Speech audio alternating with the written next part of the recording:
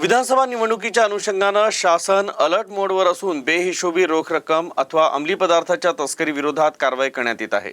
यातच गोंदिया जिल्ह्याच्या तिरोडा तालुक्यात एका वाहनातून 15 लाख रुपये रोख रक्कम जप्त करण्यात आली। राज्यात सध्या आचारसंहिता सुरू असून राजकीय पक्षांसह अपक्ष उमेदवारांचा जोमानं प्रचार सुरू आहे।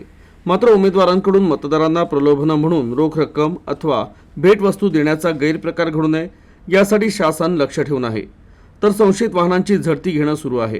यातच गोंदिया जिल्ह्याच्या तिरोडा तालुक्यात गोंदिया जिल्हा उपप्रादेशिक परिवहन अधिकारी यांचं पथक फिरत असताना अदानी प्रकल्पासमोरून एक वाहन संशयितरित्या फिरताना आढळलं। त्याची झडती घेतली असता या वाहनात 15 लाख रुपये बेहिशोबी रक्कम आढळून आली।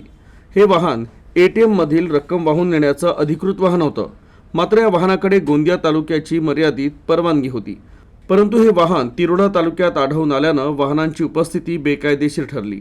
त्यामुळे या वाहनाला जप्त करत रोख रक्कम देखील जप्त करण्यात आली आहे, तर तिरोडा पोलीस ठाण्यात गुन्हा दाखल करण्यात आला आहे। गोंदिया जिल्ह्यातील सर्व नागरिकांना आवाहन करू इच्छितो की आपण कुठले वाहन घेऊन जात असताना किंवा वाहनातून प्रवास करत असताना अवैध कॅश किंवा लिकर असेल, दारू किंवा अंमली पदार्थ असं कुठलेही वाहतूक करू नये, जेणेकरून अधिकारी सर्व जागेवर आमचे तपासणी पथक आहेत आणि त्या पथकाद्वारे तपासणी करत आहेत। त्यामध्ये नागरिकांनी सर्वांनी सहकार्य करावं व सार्वत्रिक या विधानसभेच्या निवडणुकीमध्ये प्रशासनाला सहकार्य करावं।